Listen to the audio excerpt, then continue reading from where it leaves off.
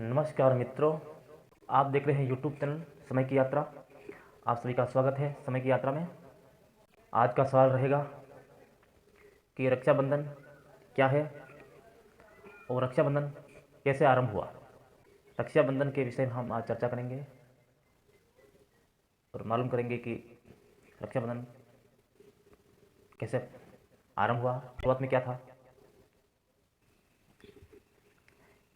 ऐसे कौन से समय में रक्षाबंधन का आरंभ हुआ था, किसी बहन के ऊपर ऐसी कौन सी विपदा आन पड़ी जो एक भाई ने वादा वचन दिया था कि मैं तेरी रक्षा उम्र भर करूंगा, और वो धागा जो अपनी बहन ने अपने भाई के कलाई में बांधा था, हाथ में बांधा था, और कहा गया कि भाई ये धागा तुम्हारी रक्षा करेगा, तुम्हारी विजय हो जाएगी, तुम हर युद्ध में जीत जाओगे।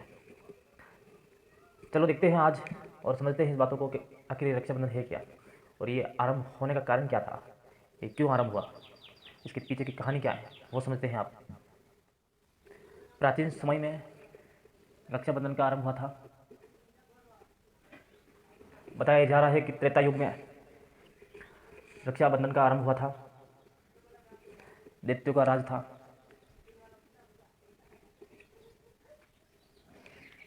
दैत्यों का और देवों का युद्ध हो रहा था, और वहां पर ब्रह्मा जी ने दैत्यों से यह कहा था कि तुम 110 यज्ञ पूर्ण कर लोगे तो तुम्हें देवलोक मिल जाएगा, तुम्हें देवलोक प्रदान किया जाएगा। तो दैत्य के जो वंशज के जो लोग थे, उन्होंने 110 यज्ञ पूर्ण करने की ठानी थी।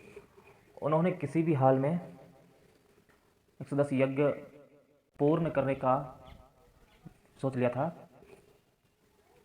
तब देवताओं ने यह सोचा था कि अब तो दैत्यराज 110 यज्ञ पूर्ण कर लेंगे तो हमारी राज गद्दी है, देव गद्दी है, उसे ये दैत्यराज प्राप्त कर लेंगे, हमें इस देवलोक से निकाल दिया जाएगा। तो फिर देवताओं ने सोचा कि अब क्या करें। अगर ऐसा हो गया तो फिर हम कहाँ जाएंगे।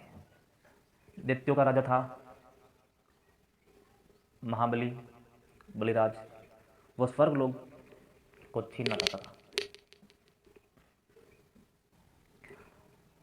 देव लोगों ने यह सोचा कि अगर बलि अगर स्वर्ग लोग को प्राप्त कर लेगा तो उसमें अधिक बल आ जाएगा, वो सृष्टि में कुछ भी हानि पहुंचा सकता है, वो सृष्टि में उथल पुथल कर देगा, मानवों का जीना मुश्किल कर देगा।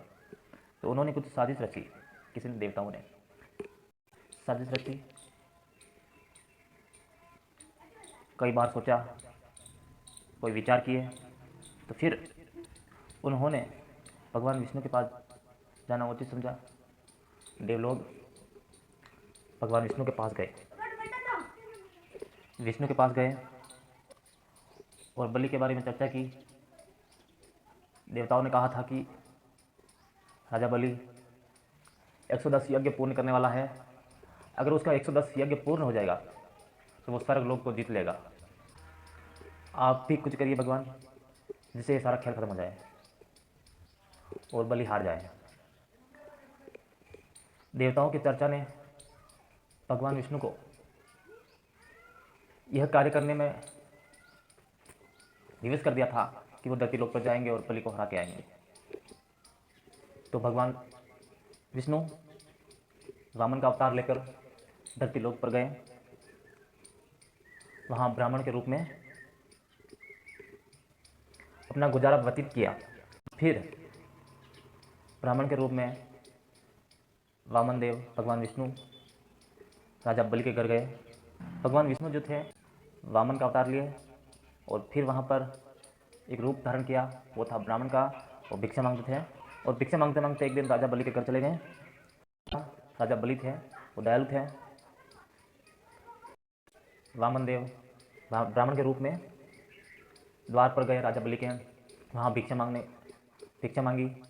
तो राजा ने बोला, भिक्षु आपको क्या चाहिए, आपको जो चाहिए आप मेरे से मांग सकते हो। वामन देव ने कहा कि जो मैं मांगूंगा वो आपको देना पड़ेगा, क्या आप इस बात पर मंजूर हो? तो राजा ने कहा, हाँ मैं मंजूर हूँ, अब जो मांगोगे मैं उसे आपके सामने धर दूंगा, मैं आपको दे दूंगा। तो वामन देव ने बलि राजा से 3 पग भूमि मांगी थी। पग का अर्थ होता है जो हम आगे बढ़ने के लिए पैर धरते हैं भूमि पर, हमारा पैर 3 बार धरना, और हमारे पैर की जो गैप होती है वो 2.5 से 3 फीट तक की होती है। यानी हम चलेंगे आगे तो हमारे जो एक पैर से दूसरा पैर हम आगे धरेंगे तो कम से कम 2.5 फीट या 3 फीट के अंदर अंदर का लेवल होता है, नाप होता है। तो आप ये सोच के चलिए कि 3 पैर उन्होंने ज़मीन मांगी थी, 3 प्लान, 3 पैर हम आगे धरेंगे। तो आप समझ गए होंगे कि 3 पैर भूमि, यानी हम 3 बार आगे बढ़ेंगे, इतनी भूमि देने के लिए राजा बलि तैयार हो चुके थे। और वामन देव 3 पग भूमि मांग लिए थे। तो फिर राजा ने कहा कि 3 पैर भूमि आप ले सकते हो हमसे, आप भूमि को मापना शुरू कीजिए। भूमि को बलि राजा ने कहा था कि वामन देव आप भूमि को नापना शुरू कीजिए।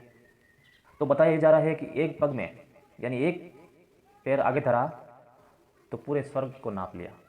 अब मुझे नहीं पता इस बात का, ये मैंने सुना है, पढ़ा है और समझा भी है।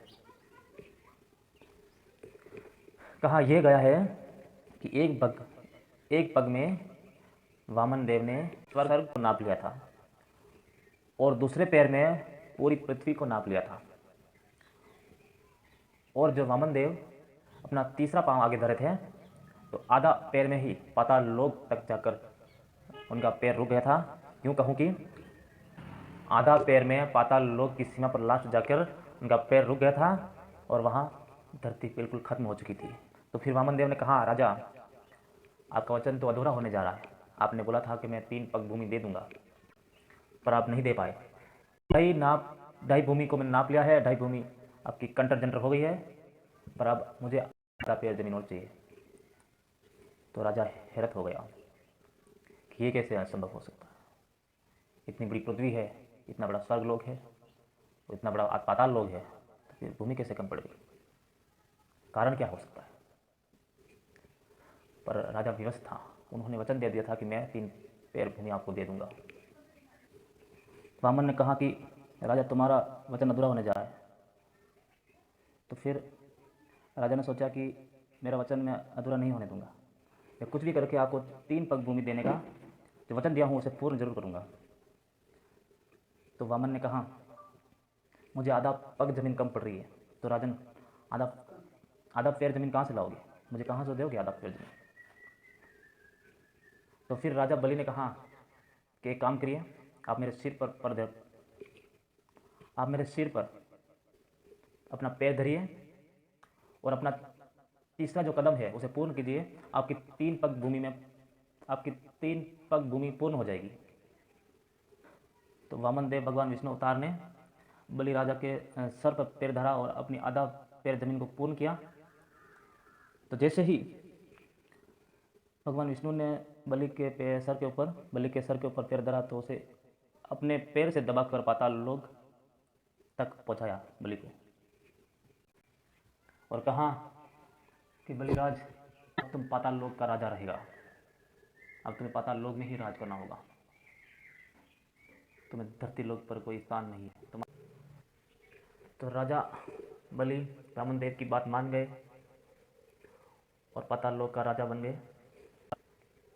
तो फिर राजा ने कहा, सॉरी फिर वामन देव ने राजा से कहा कि राजा तुमने अपना वचन निभाया है। कहा गया कि तुम आज से पाताल लोक का राजा हो और पाताल लोक में राज करोगे। तो बलि राजा ने कहा कि वामन देव, मैंने आपका वचन पूर्ण किया, तो छोटी सी मेरी बात भी एक माननी पड़ेगी आपको।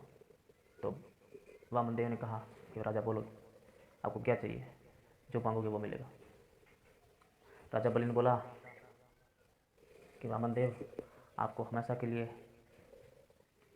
तो वामन देव ने कहा कि मैं इस बात को लेकर इनकार नहीं कर सकता, क्योंकि आपने मेरा वचन पूरा किया है। तो राजा बलि के साथ भगवान विष्णु भी पाताल लोक में रहने लगे। तो उधर एक समस्या आ गई थी, विष्णु लोक में एक समस्या ये आई थी कि वहाँ लक्ष्मी ने ये सोचा कि हमारा जो पति देव हैं वो कहाँ चले गए, अभी तक वापस क्यों नहीं आए।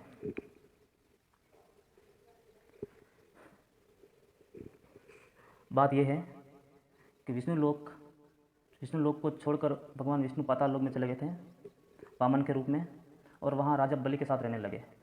तो वहाँ लक्ष्मी जी अकेली थी। तो उन्होंने एक विचार किया कि हमारे जो पति हैं वो मृत्यु लोक में गए हैं और अभी तक वापस नहीं आए। लक्ष्मी को बहुत चिंता सताने लगी थी कि जाओ तुम इस बात को मालूम करके आओ कि आखिर हमारे स्वामी कहाँ है। नारद मुनि वहाँ से निकल गए और मृत्यु लोक में आए, और फिर वहाँ से मालूम चला कि वो पाताल लोक में चले गए थे। भगवान विष्णु वामन के रूप में पाताल लोक में गए हैं। तो फिर नारद मुनि पाताल लोक तक गए और वहाँ पर जाकर स्थिति देखी, और वहाँ पर जाकर ये मालूम चला कि राजा बलि ने अपने वचनबंध में भगवान विष्णु को अपने साथ रखने का वादा कर दिया है। उन्होंने ये बोला गया, मैं भगवान विष्णु को हमेशा अपने साथ रखना चाहूँगा। क्योंकि राजा नाम के बलि नहीं थे, वो स्वयं एक बलि थे। इसलिए भगवान विष्णु राजा की बात का उल्लंघन नहीं कर सकते, क्योंकि भगवान विष्णु का जो वचन था वो राजा बलि ने पूर्ण किया था। इसीलिए बलि का जो वचन था वो भगवान विष्णु भी उसे समाप्त नहीं कर सकते, उसे पीछे नहीं हट सकते। इसीलिए वो वहाँ रहना उचित समझा। तो नारद मुनि ने कुछ जाकर कहानी माता लक्ष्मी को बताई। तो फिर लक्ष्मी ने एक विचार किया कि क्यों न हम मृत्यु लोक में जाएं, पाताल लोक में जाएं, और वहाँ का क्या मामला है उसे अपनी आंखों से देखें और समझें। तो फिर लक्ष्मी सीधा पाताल लोक में गई और वहाँ बलि राजा के पास भगवान विष्णु वामन के रूप में बैठे थे। तो फिर लक्ष्मी वहाँ देखकर चौकित हो गई, चिंतित हो गई कि ये क्या हमारे जो स्वामी है, स्वामी स्वर्ग लोक के स्वामी आज इस पाताल लोक में क्या कर रहे हैं। तो फिर उन्होंने एक ऐसी माया रचाई, अपना रूप स्त्री का रूप धारण किया लक्ष्मी ने, और राजा बलि के सामने चली गई। तो राजा बलि ने कहा कि क्या चाहिए तुम्हें स्त्री, तुम यहाँ क्या लेने आई हो। राजा बलि भक्त प्रहलाद के पौत्र थे। फिर लक्ष्मी राजा बलि के पास गई, वार्तालाप हुई, बातचीत हुई, देखते हैं समझते हैं। और सीधा जाके लक्ष्मी ने बलि से राजा बलि को कहा कि मुझे आप अपनी बहन बना लो। राजा दयालु था, इसी कारण लक्ष्मी को बहन बनाया, और बहन बनाते ही उसने एक अपने साड़ी के पल्लू से एक थोड़ा सा कपड़ा फाड़ा और हाथ में बांध दिया, और बोला कि आप मेरे भाई हो।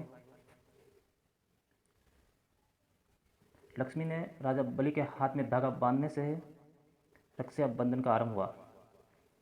इसका कारण ये है, फिर राजा ने लक्ष्मी से कहा कि तुम मांगो, मेरे से क्या चाहती हो, मैं अपना भाई धर्म निभाऊंगा। तो फिर लक्ष्मी ने बोला, अगर ये बात है तो मुझे एक वचन दे दो। तो बोला चलो दिया। अब कौन सा वचन है वो बताते हैं। लक्ष्मी ने कहा कि अब आपने वचन दे दिया है, आप वचन से पीछे नहीं हट सकते हो, मेरा जो भी वचन होगा वो आपको पूर्ण करना होगा। तो बलि ने खुले दिल से कहा कि मैं आपका वचन पूर्ण करूंगा, चलो बोलो आप। तो लक्ष्मी ने कहा, मैं स्वर्ग लोक की भगवान विष्णु की पत्नी हूँ, जो आपके पास जो बेटे हैं वामन देव, वो स्वयं एक भगवान है विष्णु, मैं इनकी पत्नी हूँ, उनको लेने आई हूँ, आप इनको छोड़ दीजिए। फिर राजा बलि इस बात को सुनकर चौकित हो उठे कि मैं जिसके पास बैठा हूँ क्या वो भगवान है। तो फिर जैसे ही ये कहा कि क्या ये भगवान है, तो विष्णु जो वामन का रूप था वो विष्णु के रूप में बदल गया। वहाँ भगवान दिख गए और जो स्त्री थी, जो लक्ष्मी स्त्री बन गई थी, किसी कन्या का रूप धारण करके वो माता लक्ष्मी बन गई। और फिर वहाँ पर लक्ष्मी अपने भगवान विष्णु को, लक्ष्मी अपने पति भगवान विष्णु को स्वर्गलोक ले चली गई।